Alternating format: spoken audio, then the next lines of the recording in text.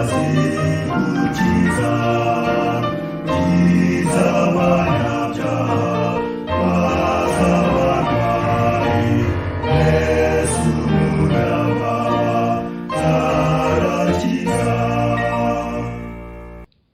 Nongeye kugusuhuza nshuti muvandimwe, wowe dukomezanyije mu kwigana igitabo cyitwa Inama ku mirire n'ibyo kurya, igitabo cyiza cyane. Bigaragara ko abantu babayeho muri iyi minsi isoza iminsi y'imperuka tugomba kwitaho, kuko nitukirengagiza imibiri yacu izahazaharira, kandi mu rubanza rw'Imana ntabwo tuzabura kubazwa uko twakoresheje imibiri yacu. Ni ingenzi kubyitaho, kuko Imana icyo ikora itanga inama, nk'uko yabwiye Yesaya ngo nimuze tujye inama. Uyu munsi iratugira inama ku bigendanye n'uko twarya, uko twanywa, uko twakwitwara, kandi mpamya ko buri munsi hari icyo Imana iduhishurira gifite aho gihuriye n'iyi mibereho yacu tubaho, cyane cyane uko tugomba gufata imibiri yacu. Iki gitabo rero tugeze kuri paje ya 58, turi ku cyigisho cya kabiri kitubwira ngo imirire n'iby'umwuka. Urifuza kugira iby'umwuka bizima, ita ku mirire yawe. Tugeze ku ngingo ivuga ngo inshingano zihariye n'ibigeragezo by'abagabura, abapasitoro, abantu bigisha ijambo ry'Imana. Twese dufite inshingano yihariye yo kunesha irari mu mirire, cyane cyane abagabura bashinzwe kwigisha ukuri.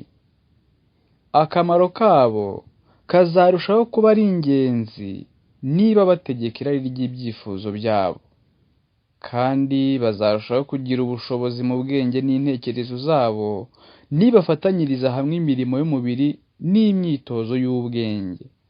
Nibahuriza hamwe ingeso zo kwirinda hamwe n'imirimo y'umubiri n'iy'ubwenge, bazabasha gusohoza imirimo myinshi kandi barinde intekerezo zabo. Nibakomeza iyo nzira, intekerezo zabo n'amagambo yabo bizajya byisukiranya. Inshingano zabo mu by'umwuka zizagira imbaraga biruseho, kandi bigira ingaruka zikomeye ku bumva amagambo yabo. Uko utirinda mu mirire ndetse no ku byo kurya bifite intungamubiri bizagira ingaruka ku mikorere yose y'umubiri, kandi bizaca intege amarangamutima y'ingenzi kandi aboneye. Abantu bamwe bazana mu materaniro ibyo kurya bidakwiriye n'ibihe nk'ibyo byiganjemo keke n'amasukari hamwe n'ibyo kurya bitandukanye bibasha guteza ingorane igogora mu mubiri w'umuntu muzima. Birumvikana ko ibiryoshye kurusha ibindi babiha umugabura. Bene ibyo byo kurya babimuzanira ku meza, maze bakamurarika kuri ayo meza. Ubwo rero abagabura bahura n'ikigeragezo cyo kurya byinshi kuri bene ibyo byo kurya biteje akaga. Ibyo ntibituma babagabura badakora umurimo wo kubwiriza uko bikwiriye gusa, ahubwo binabateza ibibazo byo kugugararirwa no kumererwa nabi mu nda. Ibyo ntabwo biri kureba abapasitoro gusa. Aya makeke barimo bavuga aha ngaha n'ibintu by'amasukari ni ibintu n'ejo twabonye ko tudakwiriye gukoresha ku meza yacu.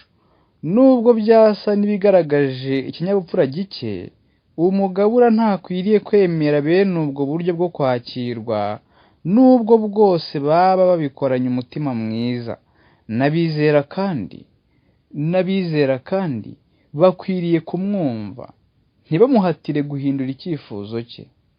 Baba bishuka igihe bashaka kugerageza umugabura bamuha ibyo kurya bizanira ibibazo umubiri.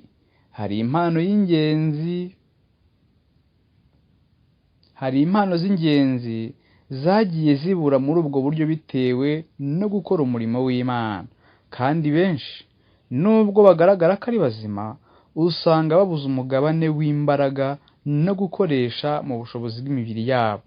Abagabura kurusha abandi bantu bose bakwiye kuzigama imbaraga z'ubwonko n'imyakura yabo. Bagomba kwirinda ibyo kurya n'ibyo kunywa byose bifite imbaraga zo guteza ubwiyabirire cyangwa gukabura imyakura y'umubiri. Kwikanga k'umubiri gukurikirwa n'indwara y'ubwihebe bukabije, umururumba mu mirire wijimisha ubwonko kandi ugatuma intekerezo zigira ibibazo no guhuzagurika. Nta muntu ushobora kugira icyo ageraho mu by'umwuka igihe cyose atubahiriza gahunda idakuka yo kwirinda mu mirire. Imana ntishobora kwemera ko Mwuka wayo Muziranenge abana n'abantu bakomeza kwinangira